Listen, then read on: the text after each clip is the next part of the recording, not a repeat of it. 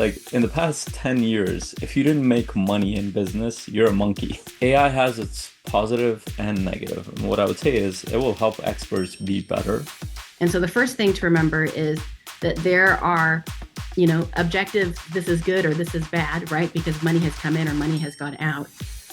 But recognizing that there is a story to be told and how you choose to tell that story is going to greatly impact how your audience, how your investors perceives that data.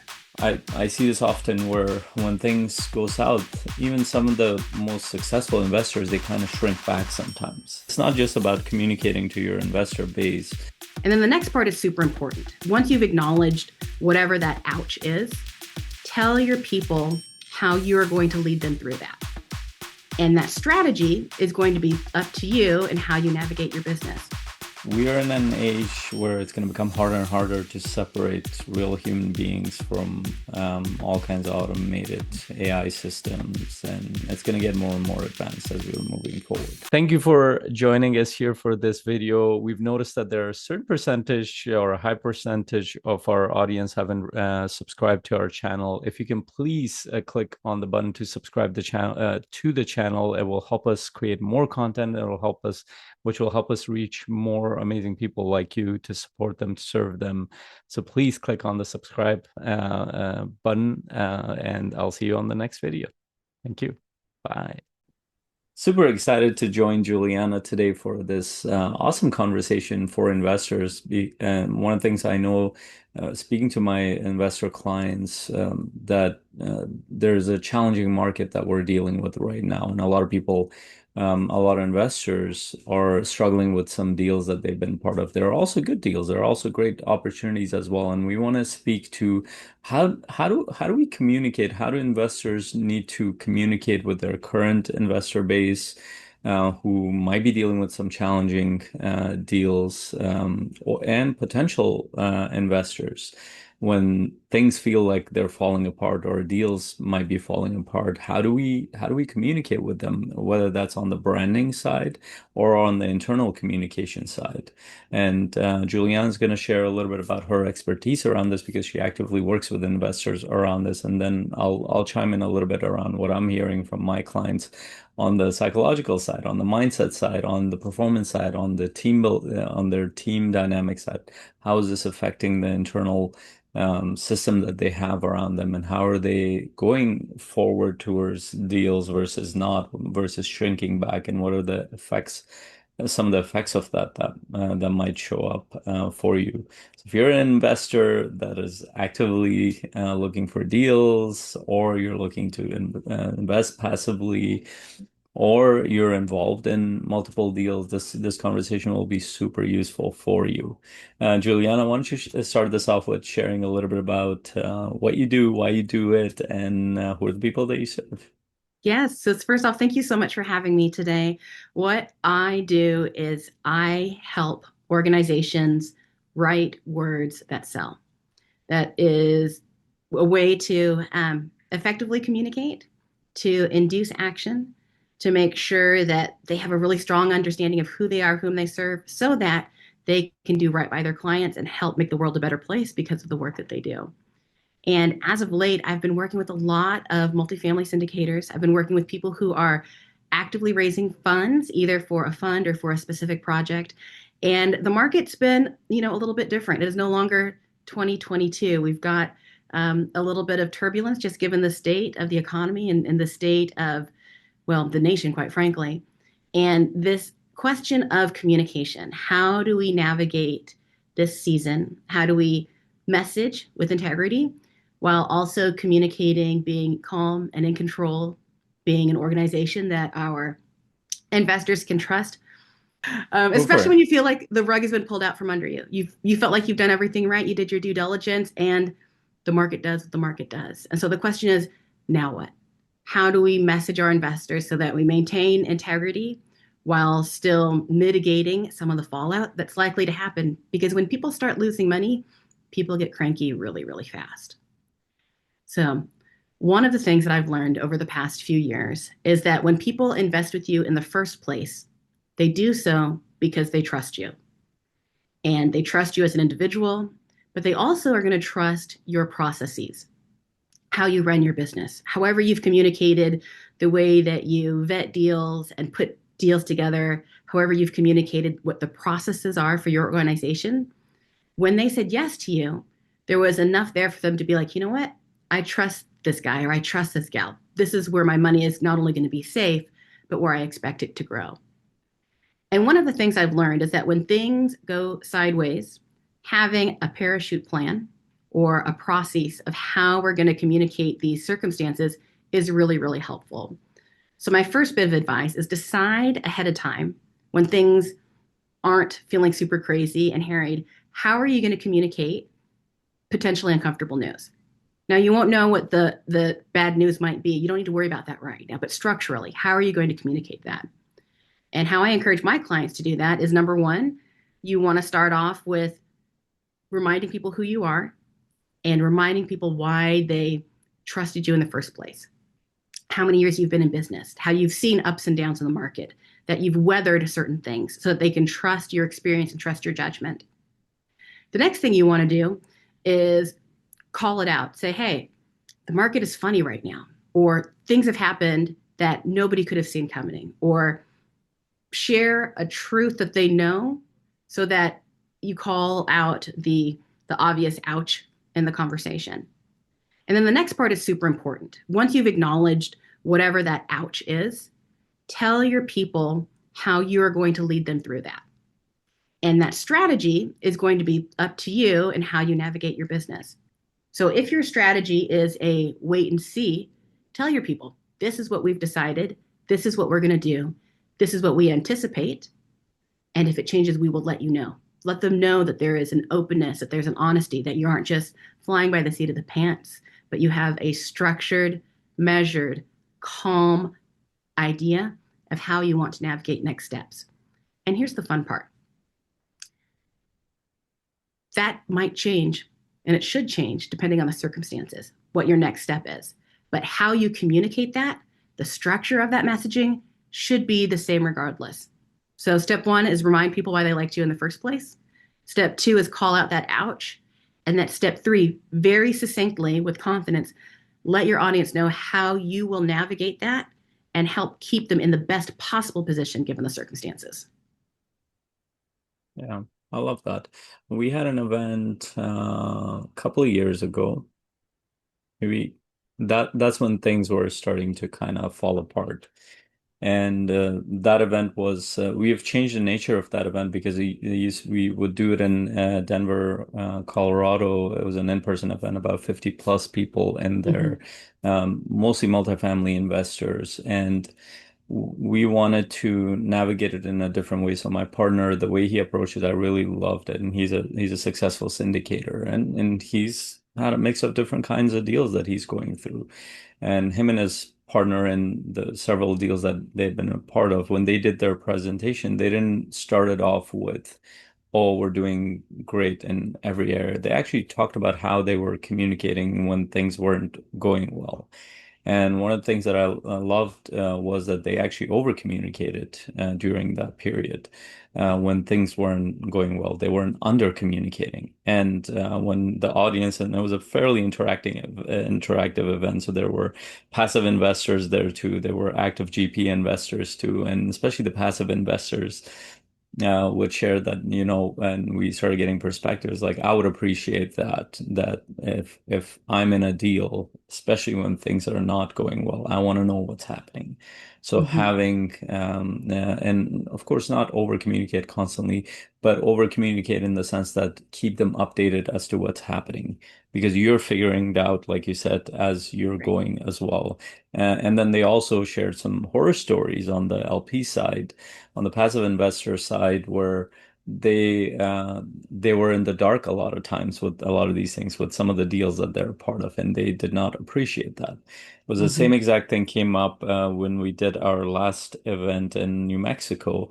We actually had a masterminding session for multifamily investors, and especially one group was actually solely LP. They had not been GP in a deal, and so they were sharing their perspective to a GP who was trying to understand. So we were doing a masterminding session around how do you build your structure and systems? And one of the groups who was just purely LP, and they spoke from an LP perspective. How do we? And the piece about communication was very similar. We want to know what's happening. Hmm. Good news or bad news, we want to know what's happening. Yep. Because if you don't communicate to us, it looks like things are worse than they are. Yep. Another thing to remember is you don't need to have all the answers in that first communication, because chances are you're not going to have all the answers because we live in a live market. But what you do have control over is what type of promise you're going to make to your audience of the schedule and how you're going to communicate. So as you're navigating something, especially something that is sticky or potentially an ouch, as part of that process, say, you can expect an email from us every other Thursday. Or at the end of the month, we'll have a full rundown. If you have questions before then, here's the link. You're welcome to talk with any of our advisors at your convenience. You can schedule here. Really, what people need to know is that they have the opportunity to get more information. They want to see transparency. Anytime you, as an investor, feel like the organization has something to hide, it makes the alarm bell start to go off. And so, what you can do to calm and to emphasize the transparency is let them know the cadence in which you will be communicating with them, especially if you're navigating a difficult time. I'm of the opinion that you ought to be reaching out to your audience space consistently. Nothing's worse than having someone that only reaches out when they want money, for a deal. You want to take really good care of the people who have said yes to you. But especially if you're navigating a difficult time, remind them, hey, this is the cadence in which you can expect information from us. If you have other questions or you want to speak more in depth, here's the link. We'd love to chat. Get on the calendar and we can have a one-on-one conversation. That goes so far. Even if people don't even take you up on that offer to come chat with you, knowing that they have the option increases that level of trust significantly. Yeah, for sure. And I love the idea of being open to have a conversation if now they're concerned or something is happening, because it's not just about communicating to your investor base, but like you said, it's being, and because those are the people who are going to refer you to other people. Right. Those are the people who are going to come back for another deal, even if a deal goes sour. Mm-hmm. And one of the things investors at this level, they're fairly sophisticated. They should understand there are risks involved in deals. In fact, you should have walked them through that process in the Right. beginning, that there are risks, and these are high risk situations. So they understand the risk. When things go sour, they want to understand what's happening rather than, oh, you're going to fix everything. Or like you said, you have Right. to know everything. You don't have to. And part of leadership is to communicate things. And by the way, human beings do that. We do that in our personal life. Like one of the things that whether I work with executives or investors, you find that the same problems that come up in the professional setting, whether it's in the marketing or operations, they show up in our households. Quite often, when things are not well, it's uncomfortable to speak about those things. And it actually Right. takes a little bit of courage and intentionality to go there. You know what? I don't know how to communicate this, but I'm going to share this anyway. Here's what's Yeah. happening. Here are my thoughts, and here's I'm trying to work through it. Whether Yep. that's with especially with your life partner. Like I've had some of the most difficult conversations I've had is with my life partner rather than my business partners, because the stakes tend to be higher in our personal life than Mm-hmm. they are in business a lot of times. But we carry the same patterns on both sides. So I also look at it as a leadership model that when you learn to do this well, you will learn to do this well in every part of your life, with your team, with your family, with your friends, and the other side. Now, whether you choose to implement it or not, that will be up to you, but you will at least understand that communicating and making sure the other side is understanding what you're doing, because nobody can read our thoughts. Nobody can, especially when things go south, we assume the worst. We think that something is worse than it is until we get the real information. And so that helps a lot. The other side of it is let's talk about the branding side. Mm-hmm. When this is the internal communication, and you rely on your network to give you referrals to come back for deals. But the other side of it is I see this often where when things go south, even some of the most successful investors, they kind of shrink back sometimes. There are ones who don't. And in fact, they will separate partnership with others, be like, I want to go into more deals. I get it. Some deals haven't worked out as well, but I want to go. And then their partner's like, no, I don't want to move forward. The Mhm. market is not doing well. Now, I understand some people slow down or they're more careful, more conservative with their numbers with these things, but some people completely shrink back and they don't share enough about what's actually happening in the marketplace. So you see one or two, either they don't share anything about what they're doing out, whether it's online or in events or whatever, or they're just sharing the rosy side of what's happening. And Right. the rosy side already, I think, makes you creates some mistrust with those who understand what's happening in the marketplace without Yep. sharing the whole picture. What are your thoughts about that side? Well, first, data is morally neutral, and any feelings that we might attach to numbers that we see are reasons that we have psychologically assigned and stories that we've told ourselves on that particular positioning of how we're looking at data at any given moment. And so the first thing to remember is that there are, objectives, this is good or this is bad, right? Because money has come in or money has gone out. But recognizing that there is a story to be told and how you choose to tell that story is going to greatly impact how your audience, how your investors perceives that data. The second thing is that you are in control of that story. So how you choose to position that story, and you gave the example of someone who just wants to, show the rosy side of life. I mean, that's a choice, right? But there are ways to position the information where you can be transparent. You don't have a Pollyanna view, but also it's not doom and destruction necessarily at every, potentially, difficult thing that you need to communicate. The other thing is, especially when it comes to navigating difficult conversations, and we talk about some people who um, do a really great job at communicating. There are people that say way too much, and there are people that don't say anything at all. Is remembering that only talk about what you know to be true. And what that means is there are a lot of scenarios that could happen, right, as a result of what we're seeing in front of us. But until we know with certainty, you want to be very intentional about the information that you choose to share, because if that information does not help your investors make a better decision or a different decision, that may or may not be information that needs to be shared. So, for example, if there is potentially three different really bad things that could happen, do we need to tell our investors all three potentially bad things that could happen? We're going to have to weigh, what's the likelihood of this happening? Is this information that is going to impact decision making? Is this information that is going to allow them to change their behavior? If this happens to not go forward, be true, what type of a position does that put you in? And so you want to be very intentional in the information that you choose to share and how you choose to tell that story around it.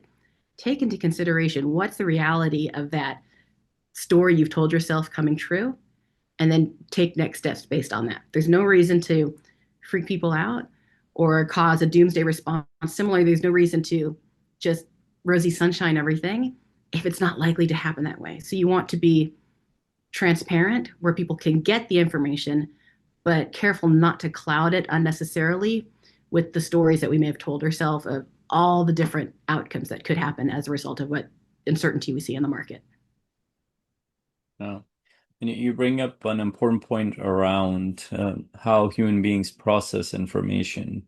We don't just look at data, we associate emotions to data, we Mm-hmm. associate likelihoods, and then we connect that to what could go wrong in my life or what could go wrong with my portfolio or whatever that could be. And we all do it. Like if you go to the doctor says there's a 2% chance you have cancer.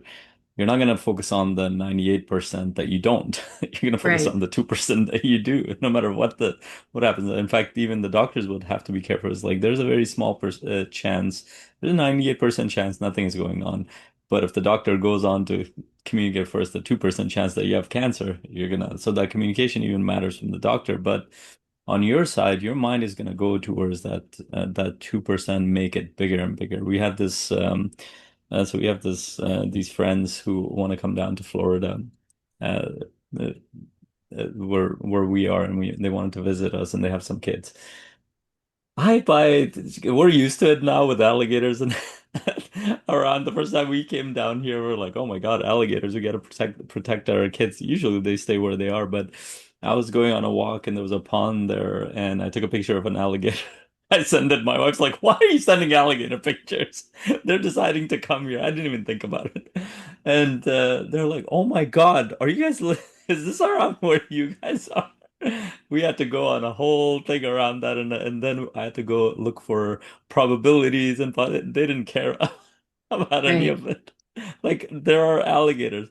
They finally realized that it's not bad, but it was unintentionality on my part that created a worse picture than it actually was here. And then it's like I didn't really think much of it. It was just a fun picture. I said, I'm like, look, on my morning walk, what I see, what do I see in the middle of the pond? An Hmm. alligator. But we could do that with our investments if we're not intentional about it, because human beings don't just process data, they process their own emotions, they process Right. the story behind it. And how you communicate makes a big difference. Of course, be transparent, but also I think the thing you're pointing out to is how are you processing those Right. stories and emotions? Because if you're freaking out about it, more than likely your communication will be very similar, or you're going to try to hide something. Yeah. And people pick up on that when you're trying to hide something, even though if you can't put your finger on it, people know in their communication. It's the animal parts of our brain that pick up on that nonverbal communication when something is not in alignment. I love that you told the alligator story because that's a really good reminder that if there's something, because yes, if an alligator showed up and your child life would be horrible, and alligators have done that, but understanding the difference between there's an alligator here right now and there's an alligator that's 25 yards off in a pond behind a fence, right? It doesn't Yeah. make the alligator any less real, but the risk of the alligator harming you is significantly lower. So asking yourself, if I've got this big, huge, scary thing that I'm dealing with, right? Is this an alligator that's at my feet causing harm? Or is this an alligator that I can see it's out there? I want to be aware of it. I want to be cautious. But I'm guessing that you didn't run away from your morning walk, right? You kept on going because you knew that even though you saw it, you were safe. It wasn't going to cause you harm. Yeah.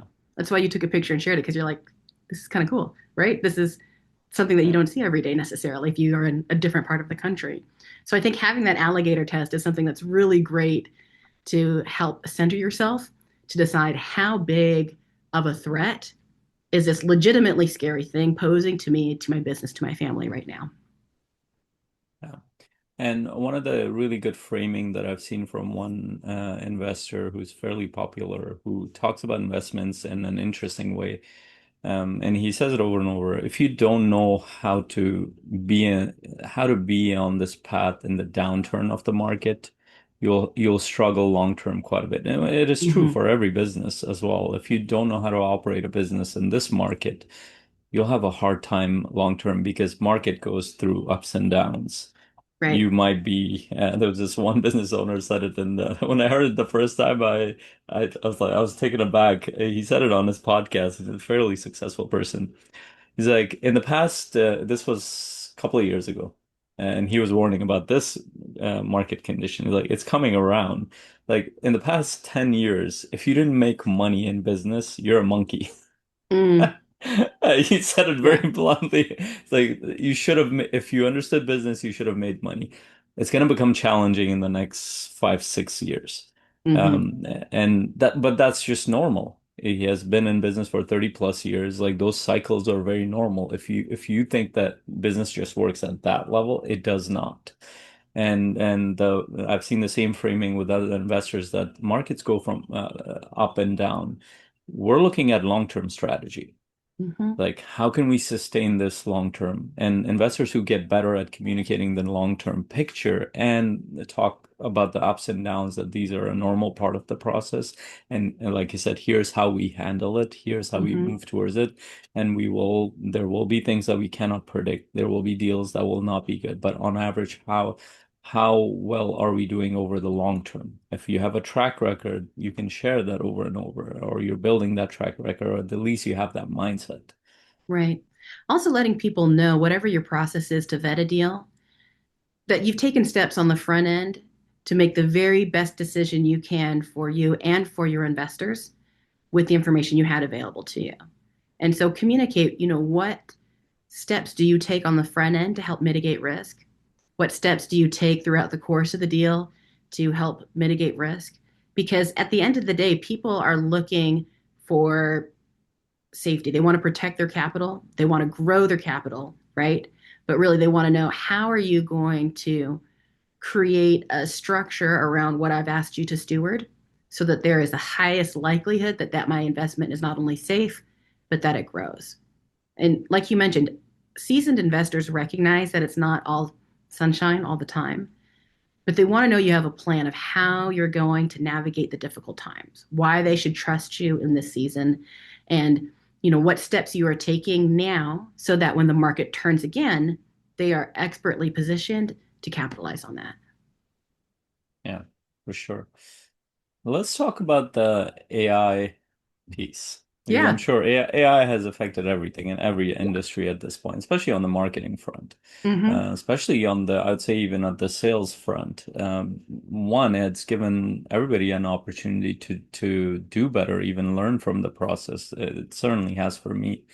But it's also created challenges on the other side of some clients. Of course, we all have access to it, so we can leverage it to create better posts. We can leverage it to create marketing campaigns. We can leverage it to create all kinds of things.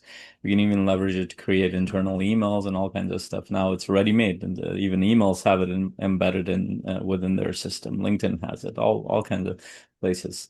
But we also know that AI is not foolproof. In fact, far from it. It creates a lot of problems as well. I'll share a quick story. I was outside of my RV. I think I might have shared this with you last time. I was trying to fix trying to troubleshoot something, and I took a picture of it, shared it with ChatGPT. Uh, I'm somewhat familiar. We've had RVs for the past 5 years, but it's a different kind. I was trying to figure out what's going on with this, and I kept going back and forth, and it kept sharing all kinds of things with me. I just put a pause on it. I put it aside, and I went inside and I looked at something like, let me just use my mind for a bit. And I thought about it for a second. I'm like, no, it can't be that. It does not make any sense. And the only reason I knew that is because I've had an RV for the past 5 years. What AI was saying made no sense in terms of fixing that problem. Mm-hmm. And then when they fixed the thing, came back, I was talking to my wife. I'm like, not only did it not know what to do, it had the ego to say that here are the steps to follow. And it was just coming up with things just because it's programmed to come up with things. It doesn't say I don't know how to do it. And that was interesting to me. And it's also even on the marketing side and all kinds of stuff. Sometimes it takes you on all kinds of rabbit holes as well. So AI has its positive and negative. And what I would say is it will help experts be better. It Yes. will help people who are not experts get actually worse. They can potentially get worse because you don't know what is good and what's not. It could feed you all kinds of, and it sounds very smart, sounds very Mm-hmm. intelligent. What are your thoughts about AI and the effects of it on investors putting themselves out there or even using it for internal communication, all kinds of stuff? And what are the effects of it on the industry that you're part of? Yeah, well, I think what you said about making smart people a lot smarter and being able to do more faster, and people that aren't so savvy in a given area where it could cause a lot of problems is exactly correct. I believe AI, not unlike money, will amplify whatever your home base status is. So if you are someone that has a lot of expertise in an area and you can leverage AI so that you can go that route faster and bigger because you already know how to do those things, it's amazing. But if you don't, you want to make sure that you're very cautious. Make sure that if you're using a pre-built bot, you know who built it, right? If you are just trying to ask it things where you don't know the general direction where it's going. I mean, think about it. If you weren't experienced in RVs and you just followed what ChatGPT told you, there's a chance you could have really messed up your RV. Not because you were trying to be you know, bad about it just because you were listening to someone who did not have the perspective, in that case, ChatGPT, right? To know the likelihood of that being good advice or not. So the first thing is AI can be a great tool for good or can cause a lot of messes.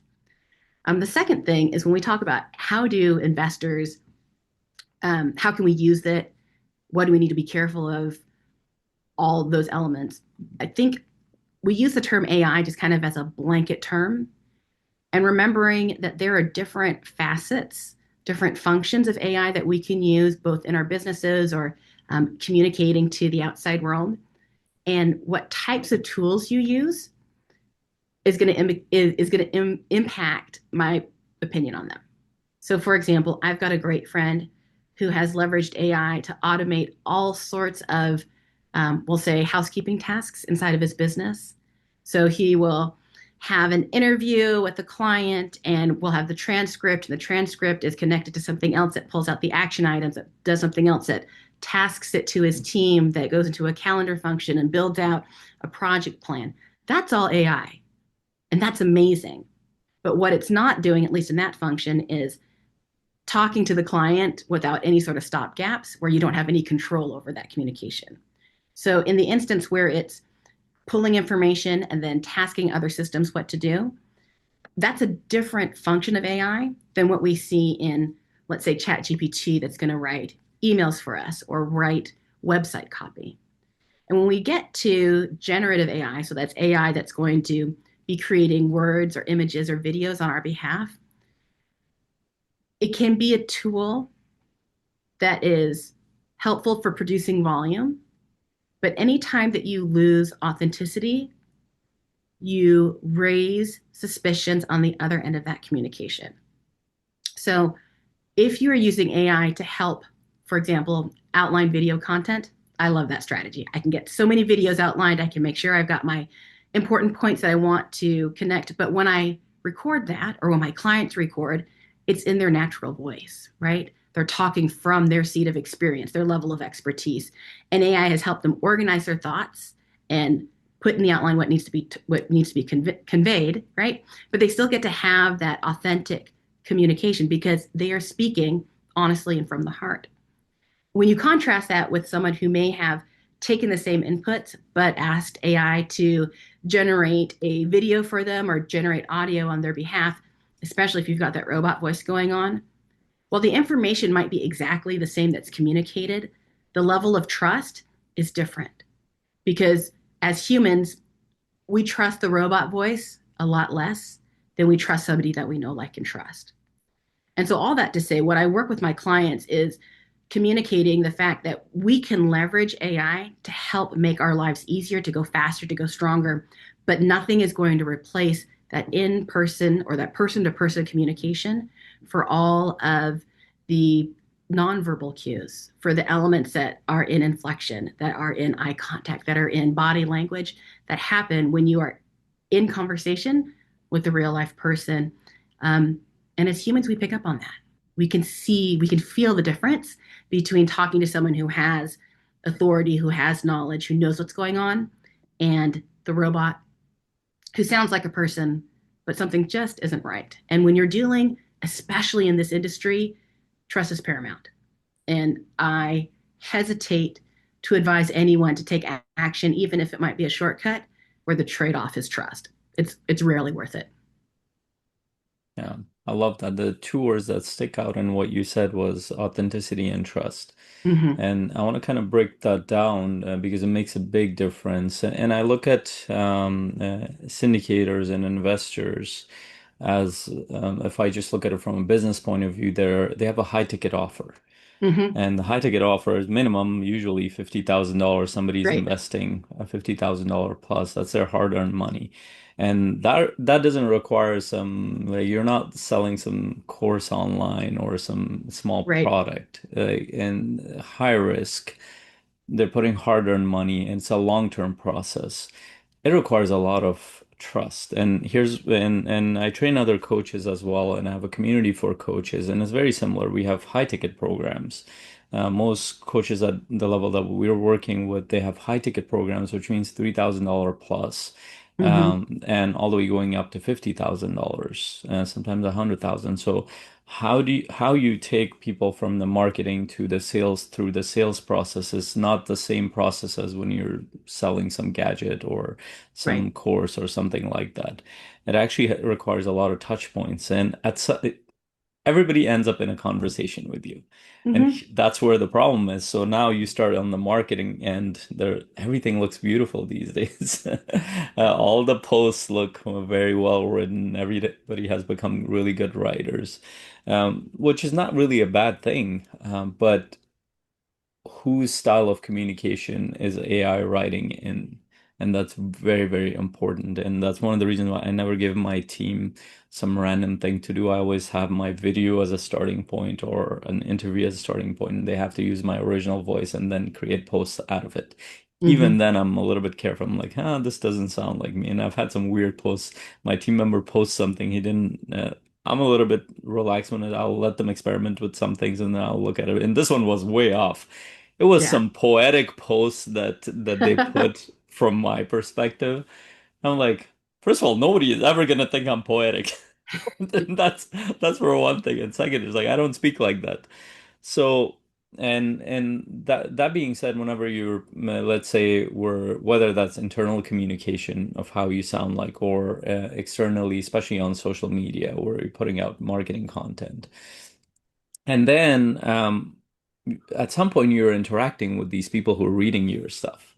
And then Hmm. when you get on the conversation, I always tell the coaches that I train specifically on the business side, when they get on that conversation, if they see a huge difference between your posts and how you speak, you've already started with lack of trust, and Hmm. which is what you're saying. So I always think about when I get at some point in my business, somebody's going to get in front of me in a group setting or a one-on-one setting in a conversation, sometimes in person, a lot of times online, but it's still on video, still body language, still tonality, still how I'm speaking. My posts need to reflect that. My how I use phrases need to be reflected in my posts. My stories need to be reflected in my posts. If they're not there and they go through, and I do workshops often, pretty much every 6 weeks to 2 months. And I'm not in like a segment for like 5 minutes. It's a 2 hour conversation. It's like I need to sound like my post to some degree, otherwise I'm creating problems for myself. And then when I'm in one-on-one conversation, just as long. And I would even imagine with investors when they're getting in multiple conversations before somebody has made a decision. They might start with a webinar or they might start a one-on-one conversation where they're considering it. There might be multiple conversation before they ever decide to invest in something. You need to, especially if you're active online for your brand, for whatever, AI needs to reflect who you are. And Hmm. not everybody is a really good communicator either. So their tendency might be is to let's make myself sound better with AI. So is that better or is that not? And those are some of the like risks you're taking, but some of the ways to mitigate it is I always start with, at least for me, I start with video and I get it to analyze my tonality. Now, the AI systems are becoming very good at analyzing Hmm. tonality as well. And of course you need to work with it. I always tell everybody's like, don't put your mind on pause when you're looking at it. My team members, you have to read everything it gives you. You have to look at it, make sense of it, how I am. And I spend a lot of time with my team members talking to them. This is how I speak. This is how I want my clients to perceive me. This is what I'm trying to communicate with them so they understand at least my outcomes, what I'm trying to do, what my process is. I think there needs to be a very high intentionality in that area because when somebody gets on the call with you, if they have come with already a deficit in trust, they have a certain amount of trust with you, and that trust was built through all the content or all the communication that you've created. But then they come on the call with you, and all of a sudden that just drops because you sound completely different. That could create a problem. Yeah. I also think it's important to remember that when we talk about marketing and we talk about outbound communication, we need to remember what the function is. And so, whether those words or those videos are part of a brand building exercise so people know who you are and who you help and why they ought to trust you, or if those outbound communications are things that want them to take action, right? To get on a call or to schedule something or to purchase something. And when you look at getting people's attention, oftentimes you need a pattern interrupt. So I have a really good friend, and she has a great product. She has beautiful designers. And one of the challenges is that the designers, it's the aesthetics. They want everything to be pretty, right? Everything to be beautiful. But the marketer in us knows that when we take a look at the data, the posts or the emails that get the most traction as far as who's going to click and actually take the next step aren't always the ones that are super duper pretty. She talks about how having, now this works for her brand because of what she's established, but it's a handwritten post-it note that's got whatever their message is, and that's the picture. It's not the highly designed, beautiful thing that our team of graphic designers have gotten on. It's a simple image of a post-it note with whatever the call to action is. And that post consistently gets better results from a marketing perspective than something that's incredibly beautiful, that's got all the right ratios and colors and all the things that we think about. So when you talk about, hey, leveraging AI to make it like you, number one, you want to make sure that it's not so pretty that it becomes background noise. Number two, you want to make sure that it's not so pretty that, well, if you're a little rough around the edges, people will think that you've been hiding something because you've been hampering that authenticity to come on out. But also remembering, is this piece of content meant to grow brand awareness? Or is this piece of content something that is supposed to induce action? And if it's supposed to induce action, there should be a pattern interrupt. It should still be, your brand colors, for example. We don't need to change fonts and whatnot, but it should be sufficiently different so that people who have been following you, who know you, who like you, who trust you, recognize, oh, I got to pay attention. This is different, right? Because you want them to take active action to schedule your call or to invest now or to sign up for the webinar. So you got to be careful about what purpose do you want that piece of content to play, and that'll help direct how much of the pretty, right, you want to have on those particular posts or those particular marketing assets. Awesome. Oh, I love that. What I will say, and then I'll give you some points to end this conversation with, is we are in an age where it's going to become harder and harder to separate real human beings from all kinds of automated AI systems, and it's going to get more and more advanced as we're moving forward. And ultimately, people, at least what we're used to, is we trust people. We don't Mm-hmm. trust some random system. There will be a time when we maybe trust AI systems even on the investing and business and other things more than humans. But that's not right now. At least in the next few years, I would say it'll become, I think, the people who actually show their humanity, which means partly vulnerability, partly not so polished edges, like you mentioned it, and just speaking to both sides of what's happening and actually pulling people, whether it's with pattern interrupt, whatever it might be, but they share the reality, the authentic side of themselves as much as possible, and especially with investors, getting them at some point, you're going to be on a call with somebody. They need to be able to see you and everything, not just when they get on a call with you. And especially at that point, they don't need to see a different picture of you. And really being intentional around how is your brand being perceived? And then on the other side, with the internal communication as well, because nowadays people are using AI for emails and all kinds of stuff.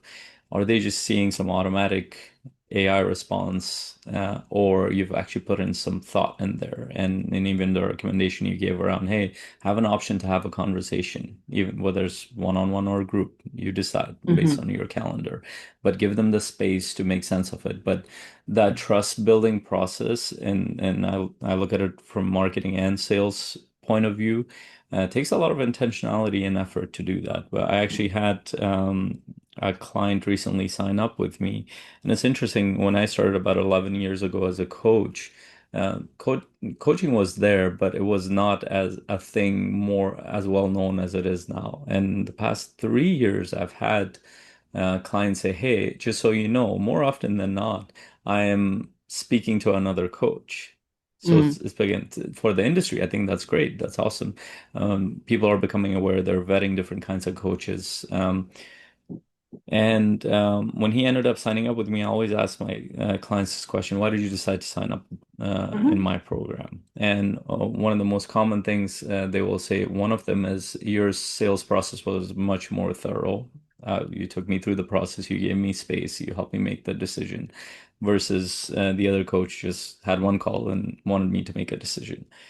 And especially in the current market, I don't think that's as sustainable as people think of for high ticket programs. It might have worked Hmm. before a few years ago, but I've had this for a long time because one, I want to know who I'm working with and I want to serve the right people. Two, I want them to make an informed decision. I think that also applies to investors as well. For them to put in their hard-earned money somewhere, they need to understand every piece of the process. You need to answer any fears they might have, any concerns they might have, and that requires a human component in this whole process. And I think people who are intentional, investors who are intentional, they're going to win in that process. But those who are not, and they're taking shortcuts and using all kinds of tools without really thinking about it, and also not getting the support that they need, could struggle quite a bit. Whether that support is on what Juliana offers on the marketing side, on the copywriting side, or that you might feel stuck and you might not even be able to see your own blind spots. You might be trying different things, your partnerships are not going well, or you're not growing as fast as you might be. And it might not be a technical problem. It might be an internal problem that you haven't addressed yet. It might be a complete blind spot. I can't tell you how many times, and this is the main thing I tell my potential clients, that whenever I take them through one of the first calls that I get on with them, that my job is to find out things that you actually are not aware of. You already know what your normal problems are, and we can address that as well. But if we can come up with some things that could potentially hurt you that you're not aware of, those blind spots or areas of opportunities that you haven't seen yet, Hmm. would that be valuable to you? And in most cases, they're like, yeah, that'd be awesome. And by the end of the call, they're like, I would have never thought of this. Hmm. And that is the reason why I've gone coaching a lot of times in my own business and my own life, because there are things that I don't see. Like we all have our blind spots. And I've had people around me, from colleagues to business partners to coaches, mentors, who have helped me grow in this space.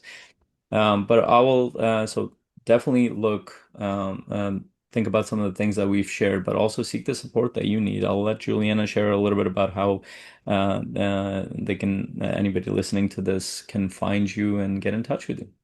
Yep, yep. Well, the easiest way to find me is if you go to my website. It's mercerfranklin.com. And well, the primary reason why I chose Mercer Franklin is because nobody's going to find julianastachurski.com. And I acknowledge Hmm. that. So if you find me at mercerfranklin.com, there is a link there where you can click to get on my calendar and we can have a one-on-one conversation. You can also find me on LinkedIn. That's where I do a lot of my um, content. If you want to learn more or read about some of the things that I've done or the way I just see the world and my perspective on marketing, you can find me there on LinkedIn as well. Awesome. Did you have any last thoughts at the end of this conversation that you might have not shared that might be important? No, I think the most important thing for everyone to take away from this conversation is number one, to determine where the alligators actually are, especially in this market. Are those alligators out in the pond or are they right in front of you? To remember that you only need to communicate what you know and communicate information that will reasonably impact somebody's decision making process. And that when the time to communicate comes, you want to always speak from a position of authority through a lens of empathy. You're a person. They're a person. People do business with people. They need to trust you. So that's where the authority comes from. But we're not robots and we shouldn't sound like them. So be careful about AI, right? Be you, be the youest you that you can be. And then that framework again is remind them why they trusted you in the first place, shine a light on the ouch, put it out there, and then let them know what the process is, how you're going to navigate that season, and where they can find information so that you are always transparent and giving people exactly enough information to make good decisions about their money. Awesome. Great points. And I'm glad I shared the alligator story It's a great because story. that I'm going to be became a good using that theme. from now on. Keep using it. The funny thing is, after that, I started just as a fun thing. I started taking pictures of cranes and others. And I'm like, look, there are safer They're animals safe in there. animals. Yeah. I was getting close to a pretty big crane. I'm like, I hope this crane doesn't do anything. I'm showing it as a video. Right, I was just right. messing around. So, thank you for being here Yes. with me and sharing your valuable knowledge to anybody listening. Anybody who's listening to this, if you are struggling to move forward on your multifamily journey, whether you're an experienced or in the beginning stages of it, or you're transitioning from your W-2 to full-time, or you've been successful and you're plateauing some areas, whether your growth is plateaued on the professional side or on the personal side, might be struggling in your home more than on your business side, definitely reach out to me. You can go to my website, faisalensaun.com. I regularly do workshops for multifamily investors. In fact, depending on when this comes out, there should be one on my website where you can register, and it's usually free. You'll also get a chance to network with other incredible investors there too. So you'll get the chance to get that opportunity, and you will go through a powerful process that will help you make your life and business a lot better as you come through that process. So definitely go to faisalensaun.com, and wherever you're listening to this, make sure you like and share this with any other investors that might get value from this. Thank you again, Juliana, for being here, and we'll talk to you all soon. Sounds like Bye. a plan. Bye. Thank you.